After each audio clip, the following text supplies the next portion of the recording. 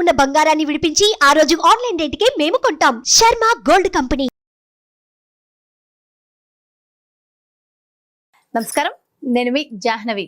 అందరూ బాగున్నారు కదా? బాగుంటారని మనస్ఫూర్తిగా కోరుకుంటూ, మరి ఈ రోజు గురుబలం ప్రత్యేక కార్యక్రమం ద్వారా మనకున్నటువంటి ప్రతి సమస్యకి చక్కటి పరిష్కార మార్గాలు మనకు అందించడం కోసం మనతో ఉన్నారు ప్రముఖ ఆధ్యాత్మికవేత్త, జ్యోతిష్య వాస్తు పండితురాలు, రాజరాజేశ్వరి రాజశ్యామల అమ్మవారి ఉపాసకురాలు సురంపుడి భానుకోటేశ్వరి అమ్మ. మాట్లాడేద్దాం. నమస్తే అమ్మ. జై శ్రీరామ్. జై శ్రీరామ్. శ్రీమాత్రే నమః. శ్రీ గురుభ్యో నమః. ఓకే, అయితే అమ్మ, అమావాస్య వస్తుంది. ఈసారి వచ్చే అమావాస్య చాలా చాలా స్పెషల్. ఎందుకంటే అమావాస్య శుక్రవారం. మేమైతే స్పెషల్ చూసింది అంతవరకే. మరి ఈసారి అమావాస్య ఏంటి స్పెషాలిటీ? శుక్రవారం అమావాస్య వచ్చింది కాబట్టి లక్ష్మీ కటాక్షం కోసం ప్రతి ఒక్కళ్ళు ఏమైనా ఆచరించవలసిన ప్రత్యేకమైన విధి విధానాలు ఉన్నాయంటారు? అయితే మనకి ఈసారి అమావాస్య జ్యేష్ఠ అమావాస్య చాలా ప్రత్యేకత. ఎప్పుడైనా సరే ప్రతి మాసానికి వచ్చే అమావాస్యకి ఒక్కొక్క మనకి మళ్ళీ భాద్రపదంలో వచ్చే అమావాస్య మహాలయ అమావాస్య అంటారు. అలాగే జ్యేష్ఠ మాసంలో వచ్చే అమావాస్య మన జీవితంలో ఉన్న ఏ ఏ ఏ విషయాల్లో అయితే జ్యేష్ఠదేవి తిష్ట వేసుకొని కూర్చున్నా వాటన్నిటికీ ఉద్వాసన చెప్పవచ్చు. అంటే జ్యేష్ఠదేవి తిష్ట వేసుకొని కూర్చోవడం అంటే ఏమైనా మానసికంగా ఆవిడ ఉంటే డిప్రెషన్ ఉంటుంది వాళ్ళకి. ఎప్పుడు ఆవిడ ఎక్కడెక్కడైతే ఉంటుందో అక్కడ కష్టము ఇబ్బందులు ఉంటాయి. డబ్బు విషయంలో ఆవిడ ఉంటే ఆర్థిక ఇబ్బందులు ఉంటాయి. శరీరంలో ఆవిడ ఉంటే శారీరక ఇబ్బందులు ఉంటాయి, ఆరోగ్య సమస్యలు ఉంటాయి. సో ఇలా జ్యేష్ఠాదేవికి ఉద్వాసన చెప్పడానికి ఈ అమావాస్య చాలా బాగా మనకు ఉపకరిస్తుంది. జ్యేష్ఠాదేవికి ఉద్వాసన చెప్పి మంగళాన్ని మన జీవితంలో అంటే మనకు ఉన్నటువంటి కష్టాలని బయటకు పడేసి చక్కగా శుభాలు సుఖాలని మనం జీవితంలోకి ఆహ్వానించడానికి. అందులో మనకి శుక్రవారం వచ్చింది, అంతే కదా. సో ఎప్పుడైనా జ్యేష్ఠాదేవి వెళ్ళిపోతే ఎవరు వస్తారు? ఇమ్మీడియట్ గా వచ్చేస్తారు మహాలక్ష్మి అమ్మవారు. మన ఇంట అలా కొలువై ఉండాలి, ఇంకా అదే స్థిరంగా కొలువై ఉండేలాగా చెప్పండి అమ్మ ఈసారి అయితే. అదే తప్పకుండా జాహ్నవి. అలా శ్రీలక్ష్మి అమ్మవారు మన ఇంట్లోకి రావడానికి జ్యేష్ఠాదేవి చక్కగా సంతృప్తిగా నడుచుకొని వెళ్ళిపోవడానికి ఈ జ్యేష్ఠ మాసంలో ప్రతి సంవత్సరం కూడా జ్యేష్ఠ మాసంలో వచ్చే అమావాస్యకి పరిహారం చేసుకోవచ్చు.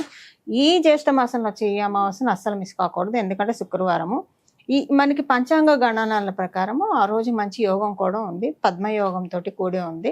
ఈ పద్మయోగం ఏంటంటే మనకి లక్ష్మీ కటాక్షాన్ని ఆ రోజు మనం అంటే భగవంతుడికి చేసే పూజ కానివ్వండి, దానాలు కానివ్వండి. అప్పుడు అమావాస్య తిథి అంటేనే పితృతర్పణాలు చేస్తూ ఉంటారు. ఆ రోజు దానాలు చేస్తే చాలా మంచిది. దానాలు చేస్తే లక్ష్మీ అమ్మవారు మనకి కనకదార స్తుతి అదే కదా చెప్పేది. వృద్ధ బ్రాహ్మణ స్త్రీ దారిద్ర్యంతో బాధపడుతూ ఉంటే శంకరాచార్యుల వారు వెళ్ళి భవతి భిక్షాందేహి అంటే ఎండిపోయిన ఉసిరికాయ వేస్తుంది, తెలుసు కదా మనకి. సో ఆవిడ దారిద్ర్యానికి బాధపడి అమ్మవారిని స్తుతిస్తే ఈమె ఏమీ దానం చేయలేదు, నేను ఎలా కరుణించిన శంకర అంటే ఈ ఉసిరికాయ దానం చేసింది కదా తల్లి, ఇది చాలా దాన్ని ఆవిడని కనకదార స్తుతితో ఆవిడని స్తోత్రం చేస్తే వెంటనే బంగారు ఉసిరికాయలు కురిపించినట్లు. ఎప్పుడైనా అమావాస్య తిథి శుక్రవారం వస్తే ఆ రోజు ఎంత దానం చేస్తే అంత మంచిది. శుక్రవారము ₹1 కూడా బయటకి ఇవ్వకూడదు, కానీ దానం చేయాలి, అమ్మవారి ప్రీతిగా దానం చేయాలి. ఖర్చులు పెట్టకూడదు, ఎక్కువ ఖర్చులు పెట్టద్దు. విడి శుక్రవారాల్లో మీరు ఇవ్వకండి. ఈ జ్యేష్ఠ అమావాస్యకి అసలు ఎప్పుడైనా సరే అమావాస్య శుక్రవారం వస్తే చేయాలి, ఎప్పుడైనా విడిగా తీసేసండి. ఆ అమావాస్య శుక్రవారం వస్తే మనం చేసే దానం మన పూర్వజన్మ కర్మాన్ని తొలగించేస్తుంది, కర్మదోషాన్ని తొలగించేస్తుంది. మీరు అన్నది రైట్, శుక్రవారం ఇలాంటివి ఏం చేయరు ఎవరు కూడా, కానీ అమావాస్యతో కూడి వచ్చింది. మన అదృష్టం ఏంటంటే జ్యేష్ఠ మాసం కూడా అయింది. ఆ రోజు పద్మయోగంతో కూడి ఉంది. ఈ రోజు ఎంత జ్యేష్ఠాదేవి అంటాం కదా, ఆవిడ్ని పంపించేసే. అందుకే నేను అన్న జ్యేష్ఠాదేవికి ఉద్వాసన పలికే మాసం అని. జ్యేష్ఠ నక్షత్రం మనకి ఇప్పుడు మాసాలు ఎలా ఏర్పడతాయి? చంద్రుడు ఆ నక్షత్రంలో పౌర్ణమి రోజు ఉంటాయి కదా. జ్యేష్ఠ నక్షత్రం ఎవరి కుండలిలో అయితే బలంగా ఉంటుందో, జ్యేష్ఠ నక్షత్రములో శ్రీ లగ్నం, ఇందు లగ్నం అని మనకి కొన్ని లగ్నాలు ఉంటాయి. అవి ఏంటంటే లక్ష్మీ అమ్మవారు కటాక్షం కలిగింది. లక్ష్మీ అమ్మవారు మన చాట్లో ఉండేది. కొంతమంది చాట్స్లో పరమశివుడు కొలువై అంటారు. ప్రతి ఒక్కళ్ళ చాట్లో ఇందు లగ్నం, శ్రీ లగ్నం అనేవి ఉంటాయి, ఖచ్చితంగా ప్రతి ఒక్కళ్ళకు ఉంటుంది. కానీ అవి యాక్టివేట్ అయ్యాయా లేవా చూసుకోవాలి. ఆ ఇందు లగ్నం, శ్రీ లగ్నంలో లక్ష్మీ అమ్మవారు కూర్చొని ఉంటే కనుక డెఫినెట్గా లక్ష్మి కటాక్షాన్ని ఇస్తుంది. సపోజ్ అది వృశ్చిక రాశిలో పడింది అనుకోండి, ఎందుకంటే మనకి జ్యేష్ఠ నక్షత్రం వృశ్చిక రాశి కాబట్టి అందులో ఎవరికైనా ఇందు లగ్నం, శ్రీ లగ్నం పడితే కనుక వాళ్ళు ఈ పరిహారం చేస్తే వెంటనే అఖండ ధనయోగం, ఇంకా అక్కడి నుంచి అది వాళ్ళకి ఎలా వచ్చే 5 తెలుస్తుంది మన సంవత్సరాలు జాతక పరిశీలన పరిశీలన సో చేసుకుంటే ఇమీడియట్ గా అనిపిస్తూ ఉంటది కదా మనకి నా జాతకంలో ఉందా ఇది? అదే తెలుస్తుంది. ఒకవేళ మీకు వృశ్చిక రాశి ఏ ఏ భావాల్లో పడితే అక్కడ మనకి ఇది ఇప్పుడు మీది మకర రాశి మకర కుంభ రాశి లగ్నాలు కదా, మీకు కెరియర్ పరంగా బాగుంటుంది. మీకు 10th అండ్ 11th యాక్సెస్ పడింది వృశ్చిక రాశి. 11th అంటే మీ కోరికలు తీరుతాయి. అది ధనపరంగా అనుకోండి, ఏ పరంగా అయినా సరే కోరికలు తీరుతాయి. అలాగే వృత్తిపరంగా కూడా చాలా స్ట్రాంగ్ అవడానికి ఈ జ్యేష్ఠ మాసంలో వచ్చే అమావాస్య మీకు డెఫినెట్ గా ఉపకరిస్తుంది. ఇలా మేష రాశి వాళ్ళకు అనుకోండి, సడన్ చేంజెస్, బాగా ఆకస్మిక చేంజెస్, ఆరోగ్య ఇబ్బందులు తొలగిపోతాయి. వృషభ రాశి వాళ్ళకి వ్యాపారంలో కలిసి వస్తుంది. మిథున రాశి వాళ్ళకి శత్రువాదాలు తొలగిపోతాయి, కాంపిటేటివ్ సక్సెస్ ఉంటుంది. కర్కాటక రాశి వాళ్ళకి నేమ్ అండ్ ఫేమ్ ఉంటుంది. సింహ రాశి వాళ్ళకి కుటుంబంలోని పరిస్థితులు చక్కబడతాయి. కన్యా రాశి వాళ్ళకి కమ్యూనికేషన్స్ లో బాగా రాణిస్తారు, ట్రావెల్స్ బాగా కలిసి వస్తాయి. తులారాశి వాళ్ళకి కుటుంబ ఆర్థిక పరిస్థితులు మెరుగుపడతాయి. వృశ్చిక రాశి వాళ్ళకి వాళ్ళే ఎలివేట్ అవుతారు, సెల్ఫ్ ఎలివేషన్ బాగా ఉంటుంది. ధనుసు రాశి వాళ్ళకి ఖర్చుల నియంత్రణలోకి వస్తాయి. భగవత్ కృపా కటాక్షాలు కూడా వాళ్ళకి కలుగుతాయి. మకర రాశి వాళ్ళకి ఆదాయానికి లక్ష్మీ కటాక్షానికి సంబంధించిన అనుకూలతలు చూస్తారు. కుంభరాశి వాళ్ళకి వృత్తిపరంగా సొసైటీలో వాళ్ళ పేరు చాలా బాగా మెయింటైన్ అవ్వడానికి, వాళ్ళని చాలా మంది గుర్తించడానికి అవకాశం చక్కగా ఉంటుంది. మీనరాశి వాళ్ళకి అదృష్టం పడుతుంది.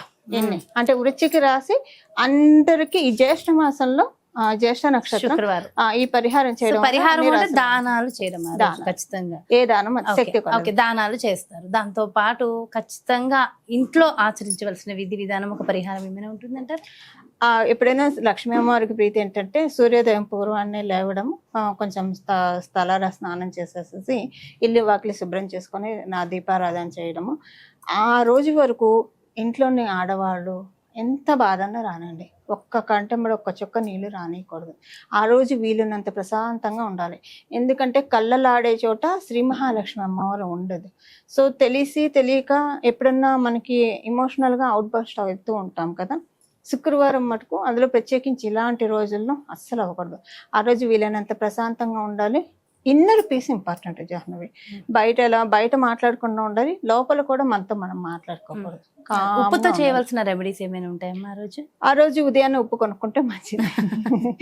మీరు ఆ రోజు ఉదయాన్నే చాలా ఉప్పు చాలా, ఎందుకంటే మీరు చాలా మందికి వాళ్ళ జాతక రీత్యా చూసి చెప్తూ ఉంటారు కదా, సో అది ఎవరికైనా, అది జనరల్ గా ఎవరికైనా సరే మన వ్యూస్ కోసం టైమింగ్ కూడా చెప్పేయండి అమ్మా.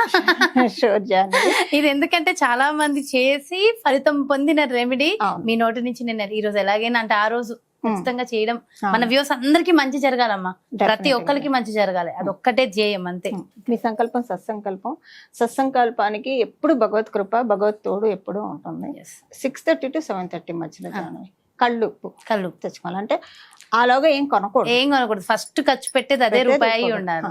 నరదిష్టి, నరఘోష, దిష్టి దోషాలు, లేదా గ్రహ దోషాలు, గ్రహ పీడలు, ఇప్పుడు మనం ఎదుగుతున్న క్రమంలో ఇలాంటివన్నీ లేకుండా చక్కగా ఎదుగుతాం. చాలా మంది మనల్ని వెనుదటి ప్రోత్సహిస్తారు. పోనీ ప్రోత్సహించకపోయినా పర్వాలా, మన ఎదుగుదల చూసి ఈర్షపడకుండా ఉంటే చాలు. అలా లేకుండా కట్ చేస్తాం. అద్భుతం, చాలా సంతోషం. అండ్ ఆ రోజు ఉప్పు కళ్ళతోటి చాలా రెమెడీస్ ఉంటాయి. సరే అది సెపరేట్ గా చేద్దాము.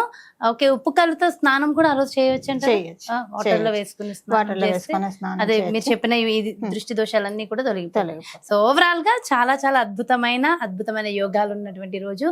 అండ్ మొత్తం 12 రాశులకి సంబంధించి కూడా అలా చెప్పేశారు. చాలా చాలా సంతోషం అమ్మా, ఎంతో చక్కటి విషయ పరిజ్ఞానాన్ని, చక్కటి పరిష్కార మార్గాల్ని మా అందరికీ అందించారు. Thank you so much. జై శ్రీరామ్.